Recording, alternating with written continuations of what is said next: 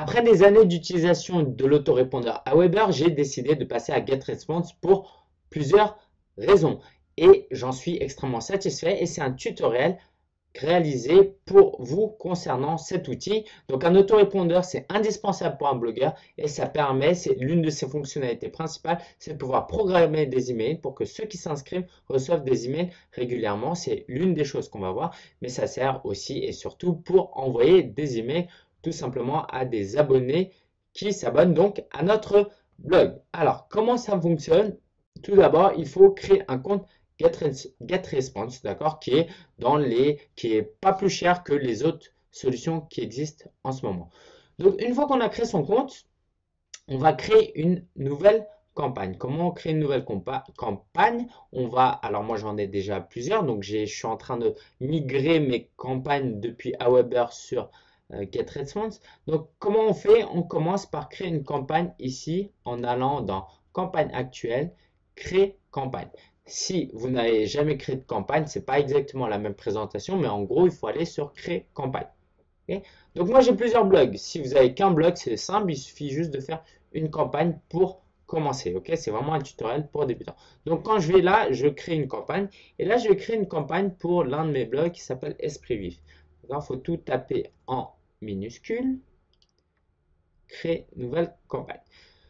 On n'a pas de contacts. Si on les a d'ailleurs, on les importe, on les ajoute manuellement, mais je pars du principe qu'on n'a aucun contact encore. Et l'idée justement, c'est de capturer des emails. Donc ce qu'on va faire pour commencer, c'est qu'on va créer un autorépondeur en cliquant sur créer un autorépondeur. Ça veut dire que la personne qui va s'inscrire, dès qu'elle va s'inscrire, elle va recevoir automatiquement un email qu'on aura programmé. Il y a pas mal de fonctionnalités. On va vraiment voir les fonctionnalités de base. Ok, c'est très important justement qu'on passe d'abord par les fonctionnalités de base parce que si je vous montrais tout, vous allez être découragé, vous n'allez rien faire. Donc on va commencer par le plus simple.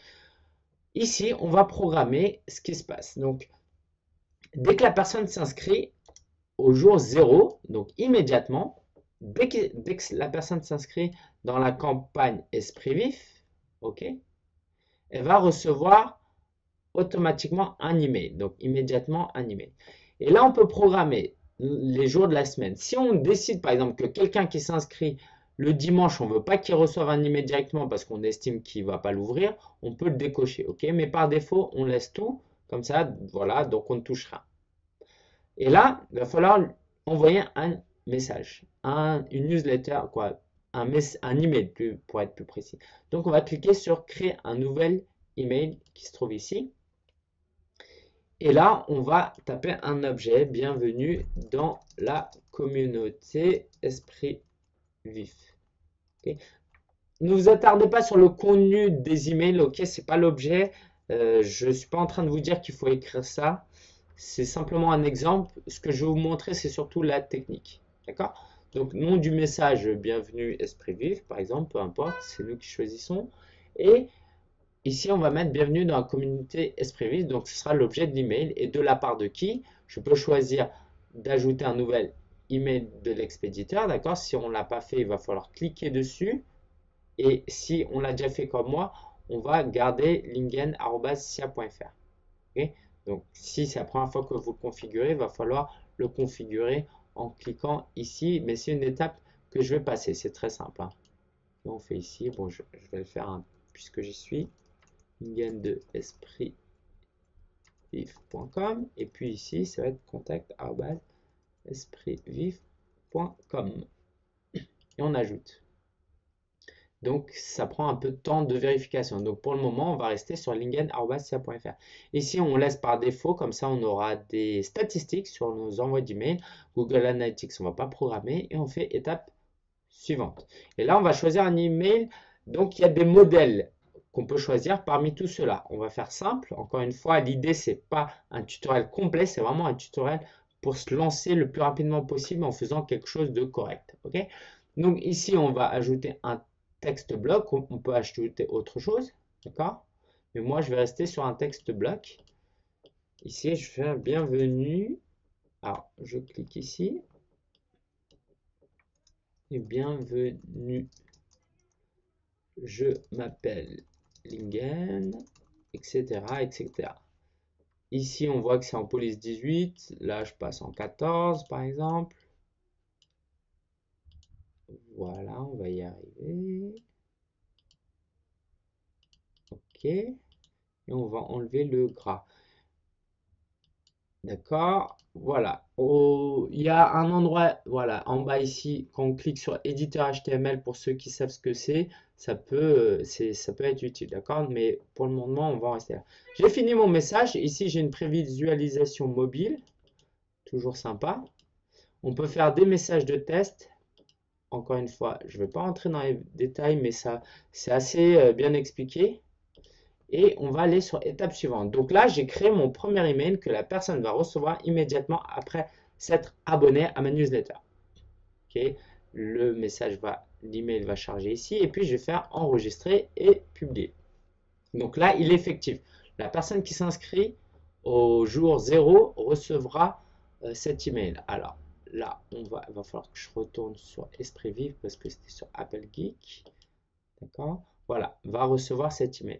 On peut le déplacer, on peut le mettre au 3e jour, mais évidemment, on a envie que dès que la personne s'inscrit à la newsletter, reçoit un email. Et évidemment, là, on peut créer plein de newsletters et décider que le 4e jour, le 9e jour, le 25e jour et plus, il recevra des emails régulièrement.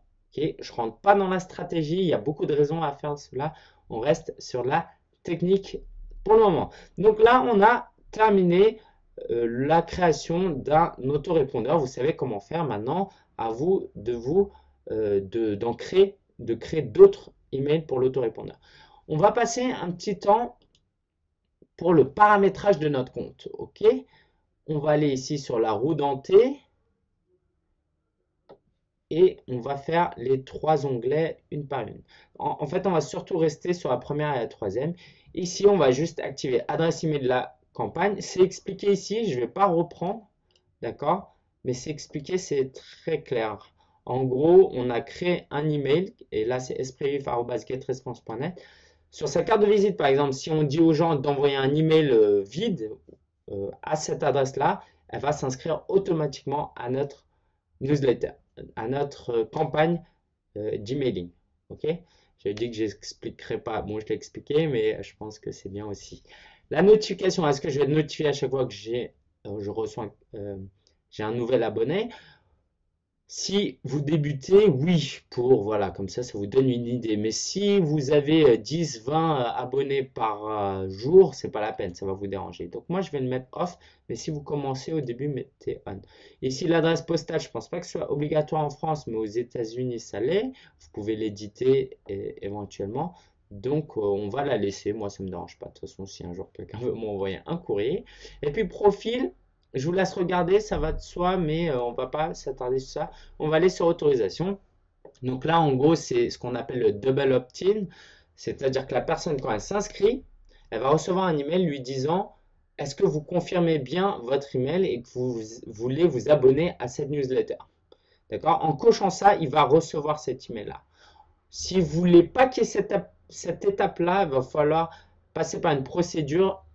Et là encore, prenez contact avec GetResponse, je ne rentre pas dedans. Donc, on laisse cocher. OK?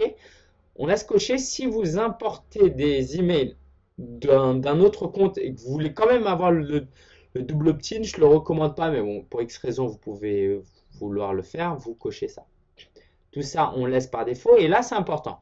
L'objet du message, c'est l'email qui va servir d'opt-in, de confirmation. En gros, donc, je disais, quelqu'un va s'inscrire, va recevoir un email lui disant, vous avez certainement vu ça, est-ce que vous voulez vous abonner à cet email? Et cet email-là, il est très important parce que s'il n'est pas bien fait, les gens ne vont pas cliquer. Donc, même si les gens ont éprouvé un désir de s'inscrire à votre newsletter, si elle ne passe pas par cette étape-là, elle ne sera jamais effectivement inscrite. Donc, là, il y a 2 complications. La première, c'est qu'il faut être assez attrayant pour attirer l'attention des gens pour qu'ils cliquent. Et la deuxième, c'est qu'il faut plaire au FAI. Il faut plaire à Gmail, à Hotmail, à Yahoo, de sorte que, donc c'est pas exactement comme les FAI, de sorte que quand les gens reçoivent votre email, ça arrive dans leur boîte de réception et non dans leur boîte spam. Ce qui implique la chose suivante, c'est que je vous recommande de personnaliser ce message au maximum. Parce que j'ai vu à plusieurs reprises que si vous reprenez la page normale, Gmail par exemple va considérer, va dire bah, j'ai déjà vu des gens spammer avec cet objet-là, avec cet email-là qui est créé par défaut par GetResponse. Donc je vais mettre en spam. En gros, il faut que vous personnalisez ce message pour que Gmail, quand vous envoyez un email à vos abonnés, ils se disent ah ben tiens, cet email il est unique, il ne doit pas y avoir de problème. Okay. Donc il faut, conclusion, personnaliser l'objet et le message. Alors l'objet, ça peut être, et encore une fois, c'est qu'un exemple important, confirmer votre email SVP. Message de confirmation. Donc là, c'était l'objet. Et puis, c'est ce fameux template dont je vous parlais. Là, c'est un modèle. Et puis, il n'y a que les champs en blanc qu'on peut remplir. D'accord? Donc, si, en gros, pour vraiment faire le tour de cette question, parce qu'elle est importante, si quelqu'un a utilisé GetResponse il y a, je ne sais pas, 6 mois, et a utilisé un de ces templates-là, disons le template 3, et qu'il a spammé, qu'il a fait n'importe quoi, Gmail va se dire, ok, à chaque fois que je reçois, maintenant que j'ai repéré que cette personne fait du spam, à chaque fois que mes clients à moi qui reçoivent un email qui commence par ça, je vais faire attention et je vais peut-être mettre en spam. Même si vous n'y êtes pour rien, vous allez subir les conséquences d'un spammer précédent. Okay. Donc avec GetResponse, ma recommandation, c'est de personnaliser un maximum. D'accord. Donc prenez par exemple celui-là. Donc cette phrase-là, vous ne pourrez pas la changer, mais ici, vous pouvez mettre votre blabla à vous pour personnaliser ce message. Vous venez de faire non. Merci pour votre confiance et votre désir de rejoindre la communauté Esprit Vif. Ok? Vraiment, il y a deux enjeux. C'est de donner envie aux gens de cliquer et de donner envie à Gmail de mettre cet email, de le passer en boîte de réception et non en spam. Ok? Je n'ai pas de secret particulier à vous donner si ce n'est de personnaliser un minimum ce message. Et Lingen du blogueur sur espritvif.com. Ok? Donc on peut la prévisualiser et moi je vais l'enregistrer. Ce champ ne doit pas contenir plus de 155 caractères. Alors je ne sais pas à quel champ il fait référence. Je crois que ça doit être ici. Non, là, il n'y a pas 5. Ok, donc là, c'est bon. Nouveau paramètre, mise à jour. À chaque fois que c'est mise à jour, c'est en bas. Autre chose, la personne donc s'abonne, reçoit un email, l'email qu'on vient de voir, va cliquer dessus. Quand elle clique, qu'est-ce qu'on veut faire de ce clic? On peut l'héberger par GetResponse par défaut. Donc la personne va cliquer et va tomber sur ça. C'est bien. Mais vous pouvez personnaliser. Et par exemple, actuellement sur espritvive.com, si vous inscrivez, vous allez tomber sur cette page-là. Voilà, j'y arrive. Félicitations, d'accord, vous êtes abonné, consulte ce PDF, téléchargé ici. Ok? Donc, si vous avez un cadeau à donner, c'est le moment de le faire. Je reviens ici, donc je personnalise l'email. Donc, vous renvoyez vers une page où il y a votre cadeau. Ok. Donc, c'est fait pour les paramétrages. Okay. Là, on a vraiment vu le principal. D'accord. Donc, après, dans mon compte, vous avez ici d'autres paramétrages qui peuvent vous intéresser, qu'il faudra passer en revue. Mais pareil, là, je ne vais pas rentrer dans les détails. Ce qu'on va faire maintenant, c'est qu'on va voir la fonctionnalité newsletter et ça va être la dernière, l'une des dernières, la troisième fonctionnalité qu'on va voir. La fonction newsletter, ça veut dire quoi? Ça veut dire que vous avez publié un article sur votre blog, vous avez une annonce à faire, un produit à vendre, il faut que vous envoyiez une newsletter. Tout à l'heure, on a vu l'autorépondeur, c'est un message programmé pour tout le monde. Là, c'est à une date précise. Aujourd'hui, maintenant, là, je vais envoyer un email. Donc, je vais dans Message et je fais Créer newsletter. Je vais dans Nouveau créateur d'email. Et puis là, je crée bla bla bla. ok. Et là, ici, ce que je vous recommande de faire, alors pas au début, c'est pas utile, mais faire des tests AB. Les tests AB, on va le voir après, ça sert à quoi? Ça sert à, par exemple, faire deux objets et voir quel objet fonctionne le mieux. C'est très important pour un marketeur de faire cela. On va cliquer sur étape suivante. Et là, on va choisir son email comme l'email de l'autorépondeur. Et pareil, on va mettre un blabla ici. Voilà, on va même laisser ça par défaut. Étape suivante. Vous pouvez faire des tests, évidemment. Si vous mettez des liens, il faut faire attention. Et là, vous mettez bla, bla, bla et bla. Comme ça, vous voyez, en fait, il va diviser votre liste en deux et il va envoyer un email A et un email B, A avec cet objet, B avec cet objet. Et le résultat, vous allez voir quel email ouvre le plus, a le plus de clics et ça vous donnera des résultats. Vous pouvez même changer le contenu, le moment, d'accord? On va rester sur l'objet. Et puis là, on continue. Je ne vais pas continuer, quoi, si je vais juste continuer cette prochaine étape parce qu'après, ça va envoyer vraiment. Okay, donc là, il faudra choisir votre campagne. Il n'y a pas encore la campagne Esprit Vif parce que j'ai aucun abonné. Donc, vous choisissez une campagne et puis après, vous choisissez de faire du 50-50. Alors, comment ça se marche déjà ça? Envoyer. Ok, alors. Ce qu'il va faire, c'est qu'il va envoyer le A d'abord, le B d'abord. Il va avoir le meilleur résultat. Et puis, ça veut dire l'email le plus ouvert. Et puis après, il va envoyer uniquement l'un des deux, celui qui performe le mieux. Okay. Donc, si on active ça, voilà, ça va faire ça, 25, 25 et après 50. Ici, donc, notre critère, c'est le taux d'ouverture et on veut, par exemple, que ce test soit fait en un jour. En général, moi, c'est plutôt 0 jour et sur 2-3 heures, d'accord? Parce que je ne veux pas que les gens, si j'ai quelque chose à envoyer maintenant, qu'ils le reçoivent demain. Est-ce qu'on veut une notification ou pas? Et puis, prochaine étape. Je ne continue pas parce qu'après, ça va envoyer. Mais là, vous savez tout faire. Donc ça, c'est la fonction newsletter la plus importante, évidemment. On va voir une dernière chose importante, c'est comment créer un formulaire. Parce qu'on veut créer un formulaire où les gens peuvent s'inscrire et puis laisser leur email pour s'inscrire à notre newsletter. D'accord? Donc, on va dans formulaire, créer nouveau. Et puis là, je vais rien toucher, mais vous voyez bien qu'il y a des templates. Je vais rien toucher, je vais juste garder ça, juste pour l'exemple. On va enlever ça. Étape suivante.